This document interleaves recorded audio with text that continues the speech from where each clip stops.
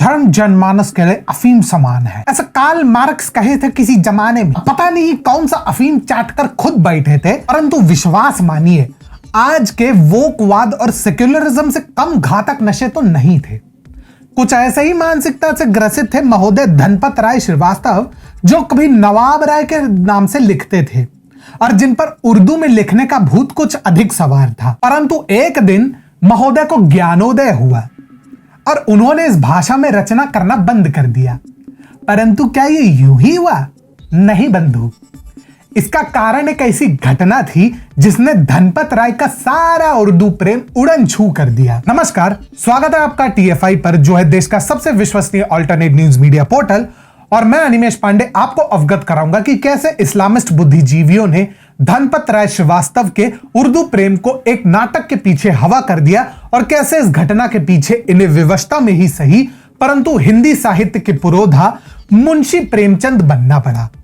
इससे पूर्व कि हम आगे बढ़े, यदि आपको हमारे विचार पसंद आते हैं तो आप हमारे वीडियो को लाइक कर सकते हैं एवं आप हमारे चैनल को सब्सक्राइब करें और हमारे फेसबुक पेज को फॉलो करें। हाल ही में चर्चित साहित्यकार फिल्म क्रिटिक अनंत विजय ने मुंशी प्रेमचंद पर अपने विचार साझा करते हुए दैनिक जागरण में अपने संपादकीय को ट्वीट किया, जिसमें उन्होंने स्पष्ट किया कि कैसे कभी उर्दू में रचना करने वाले धनपत राय श्रीवास्तव, जो प्रारंभ में नवाब राय के नाम से लिखते थे, बाद में मुंशी प्रेमचंद के नाम से हिंदी में लिखने लगे। दैनिक जागरण में छपे उनके लेख के अंश अनुसार इस बात की चर्चा कम होती है कि प्रेमचंद ने जब करबला के नाम का नाटक लिखा था तो उसका उस दौर के मुस्लिम लेखकों ने जमकर विरोध किया था।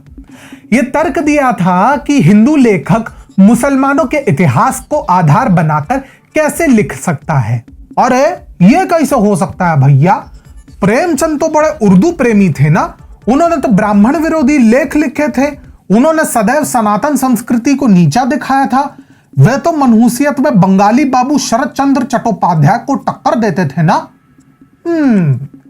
बात तो सही कही और बिल्कुल खरी कही, परंतु सत्य तो यह भी है कि धनपत राय का अपनी आलोचना सुनकर उर्दू प्रेम से धीरे धीरे विश्वास उठने लगा था।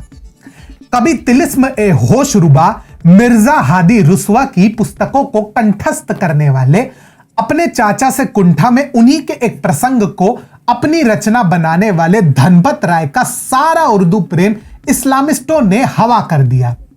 अनंत विजय के इसी विश्लेषणात्मक लेख के अनुसार प्रेमचंद इस तरह की बातों के आधार पर अपनी आलोचना से बेहद खिन्न हुए थे। इस बात की चर्चा हिंदी के प्रगतिशील लेखों ने बिल्कुल ही नहीं की है, बल्कि उनके जीवनीकार ने भी इसका उल्लेख नहीं किया। कमल किशोर गोयनका जैसे प्रेमचंद साहित्य के अध्येता इस बात को रेखांकित करते रहे हैं। 1964 में साहित्य अकादमी से एक पुस्तक प्रकाशित हुई थी जिसका नाम है प्रेमचंद रचना संचयन। इस पुस्तक का संपादन निर्मल वर्मा और कमल किशोर गोयनका ने किया था। इस पुस्तक में 1 सितंबर 1915 का प्रेमचंद का अपने मित्र मुंशी दया नारायण निगम को लिखे एक पत्र का अंश प्रकाशित है। इस पत्रानुसार अब हिंदी में लिखने की मशक यानी अभ्यास भी कर रहा हूं, उर्दू में अब गुजर नहीं। यह मालूम होता है कि बाल मुकुंद गुप्त मरहम की तरह मैं भी हिंदी में लिखने की जिंदगी सर्फ यानी खर्च कर दूंगा। उर्दू नवीसी में किस हिंदू को फैज यानी लाभ हुआ है जो मुझे हो जाएगा। इस वाक्यांश को ध्यान से समझने की आवश्यकता है।